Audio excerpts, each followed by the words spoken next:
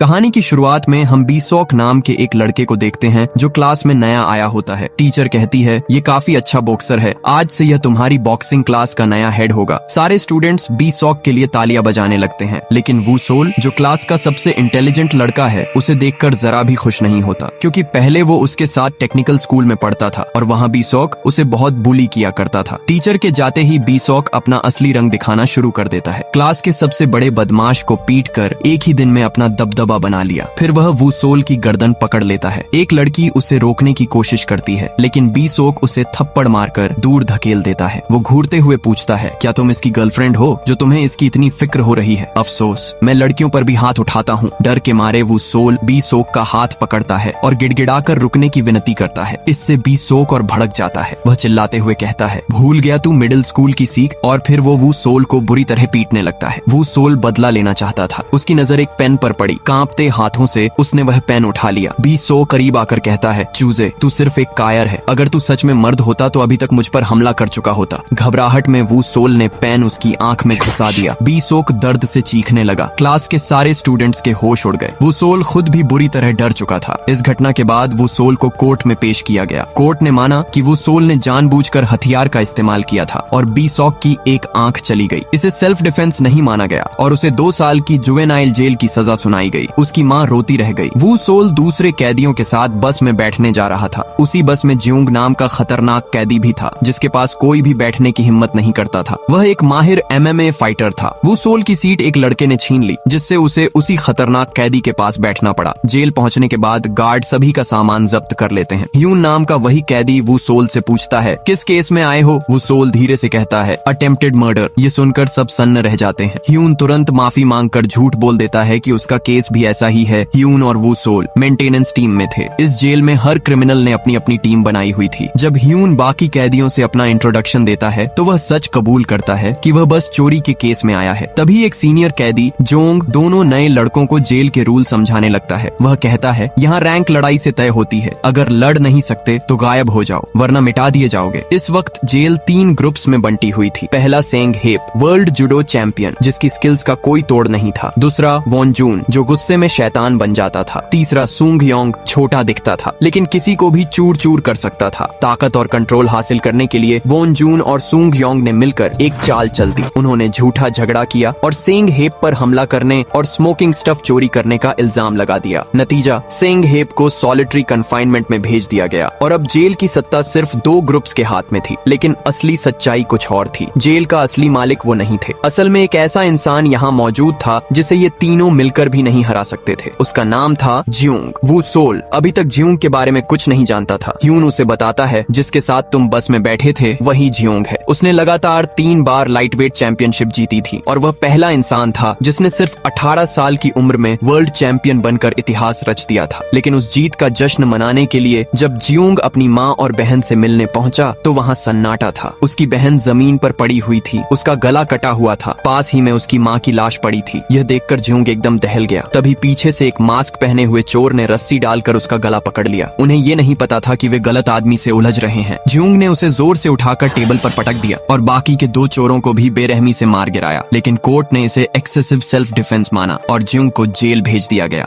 Von और Yong को अपनी टीम के लिए एक खिलाड़ी चाहिए था। वॉन ने ह्यून को ले लिया और योंग ने वू सोल को। एक गेम में वॉन गोल करने जा रहा था, तभी योंग ने उसे रोक लिया और वू सोल को कहा कि वह बॉल को किक मारे। डर के मारे वू सोल ने गलती से बॉल सीधे वॉन की टांगों के बीच मार दी। वॉन दर्द से नीचे जा गिरा। उसे काफी गुस्सा आया और वो उसे पकड़कर अपने साथ ले जाने लगा। वू सोल को फिर टेक्निकल स्कूल के दिन याद आ गए, जब बीसॉक और उसके साथी उसे पीटने के लिए स्टोर रूम में ले जाया करते थे। उसे समझ आ गया कि वॉन भी उसे मारने वाला है। तभी ज्यूंग पास से गुजर रहा था और वो सोल तुरंत उसके पास जाकर मदद मांगता है। वॉन कहता है, क्यों ना हम अपने काम से काम रखें, मुझे इससे जरूरी बात करनी है, तुम बीच में मत पड़ो। ज्यूंग कहता है, इसे देखकर ऐसा नहीं लगता कि तुम इससे बात करना चाहते हो, और वो सोल को अपने साथ ले जाने लगता है। वॉन ये सुनकर भड़क जाता है और ज्यूंग पर हमला कर देता है। जवाब में ज्यूंग उसे सिर्फ एक थप्पड़ मारता है। वॉन को चक्कर आ जाते हैं और वो फिर से हमला करने दौड़ता है, लेकिन ज्यूंग एक मुक्का मारकर उसे बेहोश कर देता है। कुछ वक्त बाद वो सोल बाकी कैदियों के साथ बैठकर पढ़ाई करने लगता है। तभी एक अनचाहा मेहमान बी सॉक उससे मिलने आया। उसकी दाहिनी आंख जा चुकी थी, बॉक्सिंग करियर खत्म हो चुका था। वह गुस्से से कहता है, मैं हर दिन तेरे बाहर निकलने का इंतजार करूंगा, बाहर निकल और फिर शुरू होगी तेरी असली नरक यात्रा। यह सुनकर वो सोल की रूह कांप जाती है। वह रो रो कर उससे रहम की भीख मांगता है, लेकिन बी सॉक माफ नहीं करता और गुस्से में चला जाता है। डरा हुआ वो सोल दोबारा क्लास में आ जाता है। जब वह खिड़की से बाहर देखता है तो ज्यूंग ग्राउंड में रनिंग कर रहा था। वो सोल उसके पास जाकर उसे मदद के लिए थैंक्स कहता है। ज्यूंग जवाब देता है, फिक्र मत करो, कुछ वक्त के लिए तुम सुरक्षित हो। वो सोल उसे मिल्क कार्टन देकर बात करने की कोशिश करता है, लेकिन ज्यूंग उसे अनदेखा कर देता है। फिर भी वो सोल रोज मिल्क कार्टन लेकर ग्राउंड में पहुंचने लगा। आखिरकार ज्यूंग तंग आ गया। वो कहता है, दोबारा यहाँ मिल्क कार्टन मत रखना। वो सोल उसके पीछे पीछे दौड़ने लगता है। ज्यूंग पूछता है, आखिर तुम्हें चाहिए क्या वो लोग तुम्हें फिर से परेशान कर रहे हैं? वो सोल कहता है, नहीं, मैं तुम्हारे जैसा बनना चाहता हूँ, मैं तुमसे सीखना चाहता हूँ, ताकतवर बनना चाहता हूँ। ज्यूंग पूछता है, क्यों? ताकत का क्या करोगे? लोगों को मारोगे या उन बेवकूफों की तरह कमजोरों को तंग करोगे? वो सोल कहता है, नहीं, मेरा कोई बुरा इरादा नहीं है। लोग मुझे बहुत मारते हैं, बुली करते हैं, मैं थक चुका हूँ, अब मैं और भागना नहीं चाहता, मैं बस एक नॉर्मल जिंदगी जीना चाहता हूँ। ये सुनकर ज्यूंग रुक जाता है। वह कहता है, ठीक है, मैं तुम्हें सिखाने को तैयार हूँ। मुझे इस ग्राउंड के 100 चक्कर लगाने में 30 मिनट लगते हैं। अगर तुमने 100 चक्कर 40 मिनट में लगा लिए तो मैं तुम्हें ट्रेन करूंगा। वो सोल बिना सोचे समझे ज्यूंग के साथ दौड़ना शुरू कर देता है, पर कुछ ही राउंड में वह बुरी तरह थक जाता है और ज्यूंग उससे कई राउंड आगे निकल जाता है। फिर भी वो सोल ने हार नहीं मानी। उसे टेक्निकल स्कूल के वही पुराने दिन याद आने लगते हैं, जब बी सोक और उसके दोस्त उसे बेरहमी से पीटते थे। इन सब बातों को याद करके वह दौड़ना बंद नहीं करता, लेकिन 50वें चक्कर तक आते आते वो सोल पूरी तरह टूट चुका था और जमीन पर गिर पड़ा। ज्यूंग खुद कहता है, रुकना कोई शर्म की बात नहीं है, लेकिन कमजोर डरे हुए अपने पुराने रूप को याद करके वो सोल फिर से उठ खड़ा होता है। जैसे कोई घायल शेर आखिरी बार दहाड़ता है, वैसे ही वह चीखते हुए अपनी पूरी ताकत झोंक देता है, जब तक कि वो वहीं बेहोश नहीं हो जाता। वह टेस्ट पूरा नहीं कर पाया था, लेकिन ज्यूंग ने उसके हौसले को देखकर उसे अपना शिष्य मान लिया। ज्यूंग की जेलर से अच्छी जान पहचान थी, इसलिए वो सोल को उसी के सेल में शिफ्ट कर दिया गया। ज्यूंग ने वक्त बर्बाद किए बिना उसकी ट्रेनिंग शुरू कर दी। वह उसे पुशअप्स लगाने के लिए कहता है, लेकिन वो अजीब तरह से पुशअप्स लगाने लगा। वो सोल की हालत देखकर साफ पता चलता है कि उसे ट्रेनिंग देना कितना मुश्किल होने वाला है। ज्यूंग कहता है, मैं तुम्हारी लिमिट्स को आगे बढ़ाऊंगा, इसमें कुछ खास नहीं है, बस हर दिन अपनी एक्सरसाइज बढ़ानी होगी। इसके बाद वो सोल रोज उसकी प्रैक्टिस में जुट जाता है। कुछ दिनों की एक्सट्रीम ट्रेनिंग के बाद वो सोल पहले से कहीं ज्यादा तेज, मजबूत और आत्मविश्वासी हो चुका था।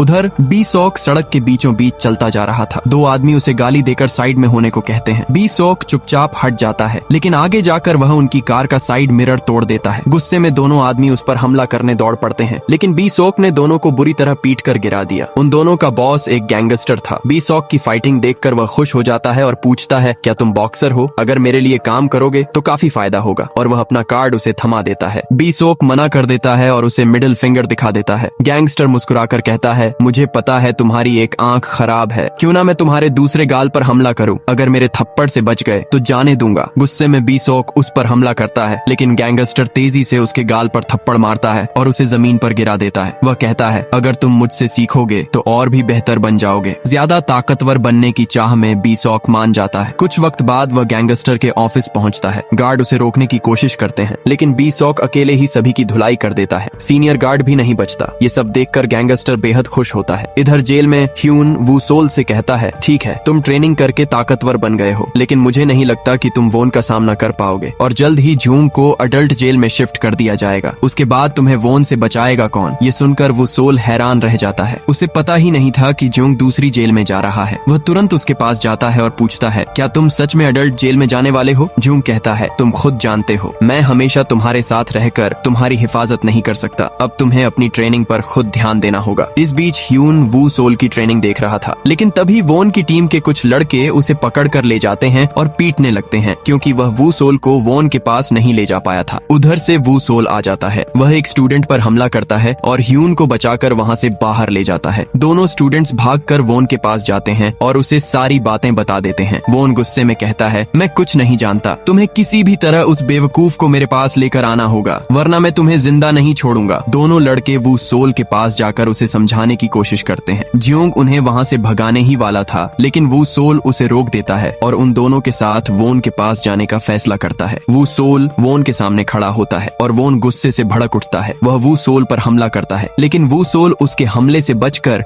उसे एक जोरदार थप्पड़ मारता है, जिससे वह जमीन पर गिर जाता है। सारे कैदियों के होश उड़ जाते हैं। वोन गुस्से में आग बबूला हो जाता है और वू सोल को बेरहमी से पीटने लगता है। वू सोल भी पलटकर कुछ वार करता है, लेकिन वोन उसे इतना मारता है कि वो गिर जाता है। वोन को लगता है कि अब वू सोल खत्म हो चुका है, लेकिन तभी वू सोल डगमगाता हुआ फिर से खड़ा हो जाता है। ये देखकर सब हैरान रह जाते हैं। वू सोल वोन की कॉलर पकड़कर उसके चेहरे पर बार बार अपना सिर मारता है। वोन चक्कर खाकर गिर जाता है। वू सोल उसके ऊपर बैठता है